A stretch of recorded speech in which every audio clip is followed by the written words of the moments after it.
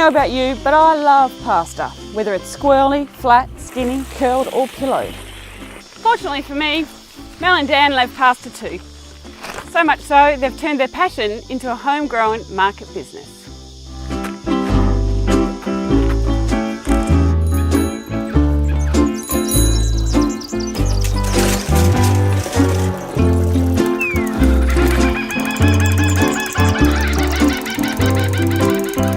Hi, I'm Melanie Barry. I'm Daniel Barry. We live here at Strathcedar, mid-north coast, New South Wales, with our dog, Flipper. So we've been here for 2.5 years. Sydney was just too fast and too hectic and wasn't for us anymore. The lifestyle didn't really suit where we wanted to be. I was a chef for many years and then I burnt out as a chef, working too many hours. It's a lifestyle thing. And so I went to art school. I was looking for somewhere more affordable to live and to be able to save some money and achieve some of our goals that we set ourselves. Couldn't do that in Sydney, so we moved out and now we moved all the way up. It's fantastic. Best thing we ever did. We wanted to do whatever we wanted to do for 3 years. I wanted to bring my granny Mels up to speed and Daniel wanted to go to university, and so we're still doing that now and we've been busier than ever. We've anticipated a slow life when we moved up here, but it didn't happen that way. Just things went a bit crazy. Granny Mel started off with a mango sauce that I made every year for Christmas presents for people, and that was when we were in Sydney.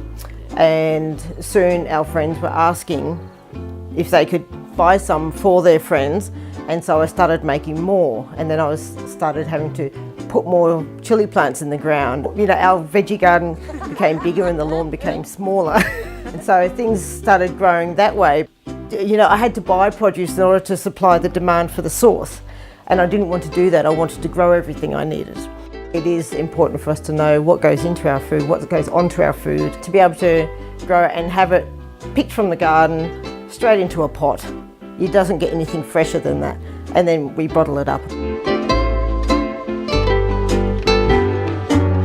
If we don't have the produce at the time, Mel usually picks up the phone and does a call out. Who's got this? Who's got kale? Who's got spinach? Yeah, so it's good to source it locally. Yeah. As far as the pasta goes, chili sauce is not a weekly product that people buy, so things were a little bit slow, and so we looked around to see what was missing as far as the produce that was being sold everywhere, and nobody was selling pasta. So, and we love pasta. We love pasta. Our chooks were laying heaps of eggs at the time, and we thought we can make some egg pasta, but then putting eggs into pasta to dry, the pasta gets really brittle. This is the beetroot we picked earlier, and it's been roasting in the oven. So we had to stop using the eggs, put like vegetables in instead. So we're selling eggs if you want an egg. Wow, that's great. Great. There is something so satisfying about that. So we have a 30% vegetable content go into our pasta, so it makes it a lot healthier to eat as well. Have you ever had any disasters? Oh yes, very much.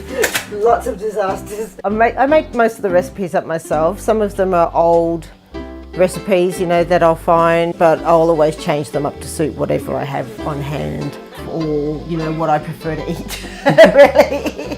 I don't like to make anything that I don't like to eat myself. It builds up your muscles, does it? You tell me. Well, did you see me before I walked in the door and after? Wait for the thing.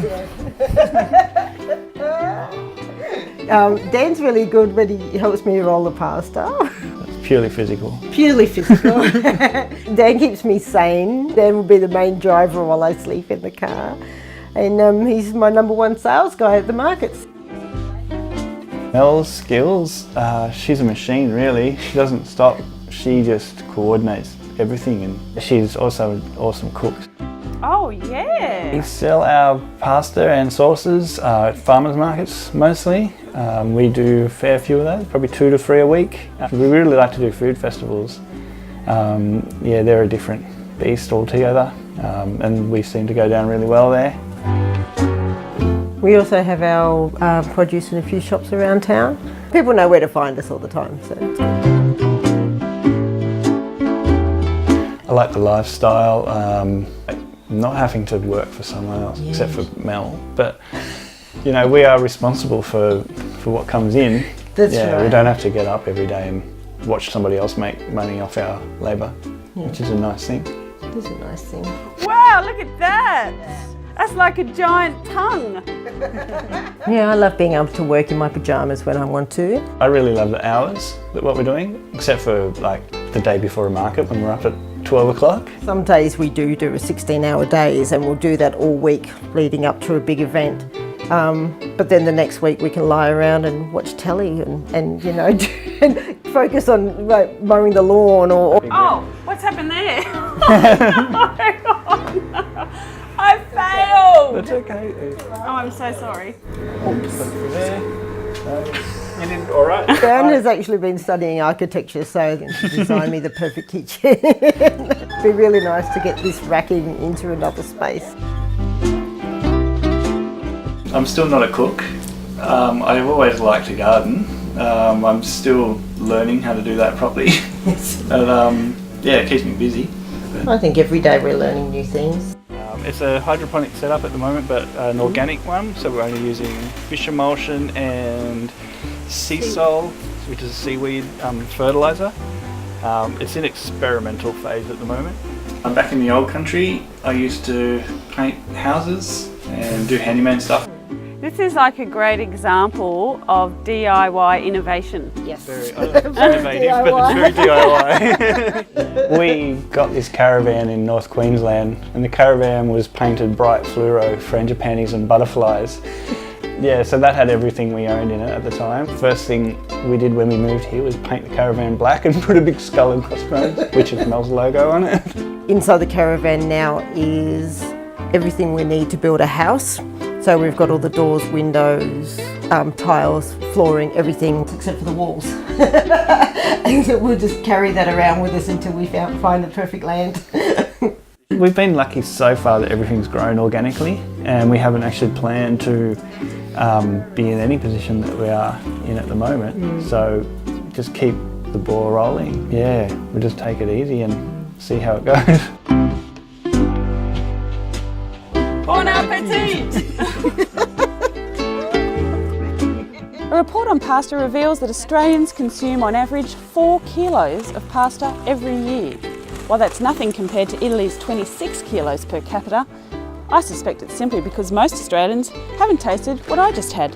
And those carbs are going to help me cycle all the way